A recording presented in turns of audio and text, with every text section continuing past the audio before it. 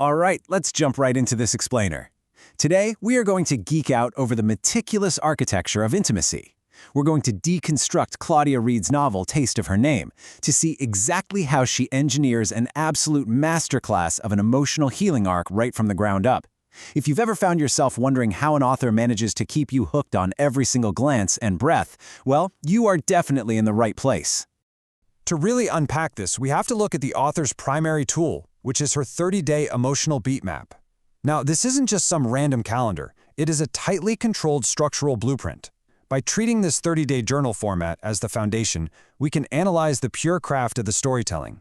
We're going to look at exactly how tension is mathematically built, sustained, and finally released through the alternating perspectives of our two main characters.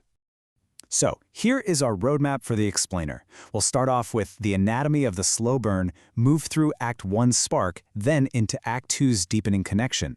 After that, we hit the point where the real world forces a crisis, and finally Act 3, where a definitive choice has to be made. Okay, Part 1, Anatomy of a Slow Burn, and the absolute power of the show-don't-tell technique. Let's look directly at how dual point-of-view journal entries expose the entirely contrasting ways two characters can experience the exact same moment. This brilliantly illustrates what I like to call the quiet collision of our protagonists right on day one. On one hand, we have Roman. He's an ex-Marine chef, he's carrying severe PTSD, and he's guarding a very chaotic mind. He notices her with this protective, highly observant focus. Then we have Claudia, a brilliant black woman who is heavily shielding herself. Her trauma stems from a history of racial fetishization, of basically being treated as an experiment or a curiosity by white men. But she immediately notices that Roman looks at her differently, not as a fantasy, but as a truth. They are both absolutely terrified, but the hook is perfectly set. Moving on to Act 1, The Spark. This covers days 1 through 7, establishing mutual fear and desire. Notice how the author maps out the micro-escalations of their initial attraction over just a single week. It shows us exactly how you effectively pace a slow burn. You don't just jump straight to the physical. Day 1 is just a silent gaze. By day 4, we get this incredible, vulnerable truth slip where Roman, totally unprompted, admits he wants everything. And it actually takes until day 6 for the first kiss, which is described not as hungry or rushed, but deliberate and honest. To really anchor that first week, the author gives us this incredibly raw quote from Roman on day 5. This is the moment that emotionally anchors the entire beat sheet, proving exactly why this structure works. See, Roman isn't pursuing Claudia just for physical attraction. Claudia instantly becomes an anchor for his chaotic mind. The emotional stakes are established right out of the gate. Act 2, The Deepening, days 8 through 11, where we go from physical presence to true emotional vulnerability. Let's see how this builds from simple physical attraction into profound emotional reliance in a remarkably short span of time. Through these carefully plotted beats, the author basically forces the characters to drop their guards. Day 8, Roman brings breakfast to her door, establishing he's going to show up consistently. Day 9, the vulnerability deepens way down when Roman confesses his severe PTSD night terrors. Day 10 is fascinating. It's their first night sleeping together, but the author explicitly makes it about breathing and healing, not sex. And what's the result of this methodical pacing?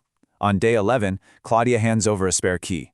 She grants him total access because his consistency has genuinely earned her trust. And then we get this. This is the ultimate turning point of the deepening phase. It's a devastatingly honest admission that completely shifts their dynamic. The author has essentially removed the standard performance of dating. And what replaces it? A pure, mutual emotional sanctuary. Roman's body intrinsically trusts her. But of course, we need conflict. Part 4, The Real World Intrudes, days 12 through 23, The Breaking Point. Every good narrative needs friction, right? The crucial point here is that exactly when they feel the safest, literally standing on a rooftop together, the author strategically uses external forces to force a massive crisis of trust. A neighbor walks out and casually drops this comment. This macroaggression instantly spikes Claudia's deep-seated trauma of being a fetishized experiment. Even though Roman steps up and defends her, the damage is structural. It creates an immediate emotional distance because it throws the societal weight Claudia constantly carries right back in her face. I really want you to think about this question, especially if you are a writer studying narrative craft. How do you use society itself as an antagonist to test your character's core wounds? The author here doesn't need Roman or Claudia to betray each other. The outside world does all the heavy lifting of challenging their safe space. And the author doesn't let up for a second. The pressure just relentlessly piles on over the next week. Day 16, Roman's military past crashes in when a friend at the VA triggers his survivor's guilt. Day 20, they face judgmental stares at a local market. Day 22, Claudia has to deal with workplace gossip questioning if Roman is just a phase. The author masterfully weaves Roman's past trauma and Claudia's daily reality of microaggressions together to actively push them toward a breaking point. Here, we can clearly see the exact emotional stakes and internal fears both characters absolutely have to overcome for the story to reach its resolution. Roman fears his PTSD makes him fundamentally broken, that he's just too much for anyone to handle. Claudia fears the deep danger of feeling safe, only to be abandoned or treated as a passing phase.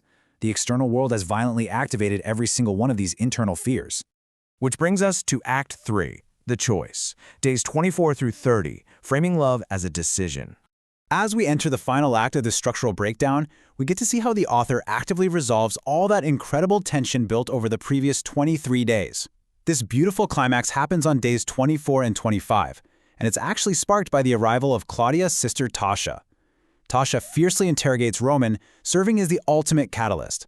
It forces both of our characters to vocalize their absolute commitment, completely despite their deepest fears. Roman publicly declares his rock-solid intention to show up consistently, and Claudia, instead of retreating back into her armor, openly admits she is learning to trust him. There are basically 3 final steps here that demonstrate the mechanical genius of this arc. First, Roman doesn't run from Claudia's panic. He remains a steady, grounded presence. Second, they don't hide their traumas. They have the real, difficult conversation out in the open. And finally, the decision itself. The author's ultimate message here is about love becoming an intentional decision. It's an active choice to stay together over the noise of the world, rather than just floating on some fairy tale feeling. And this quote just perfectly ties off the emotional healing arc. When Roman says this to Claudia's sister, it proves to the reader, without a shadow of a doubt, that the 30-day journey of building trust has fundamentally and permanently altered them. They survived the quiet collision, the deepening, and the external world's intrusion and came out stronger. Hopefully, this explainer has given you the structural blueprint you need to engineer your own masterpiece. The mechanics of tension and emotional healing are deliberate. They're like a giant puzzle you get to assemble. But the final provocative question for you as a storyteller is this: how will you map out the beats of your own slow burn so that the intimacy feels undeniably earned? Thank you so much for joining me on this deep dive. Go craft something incredible.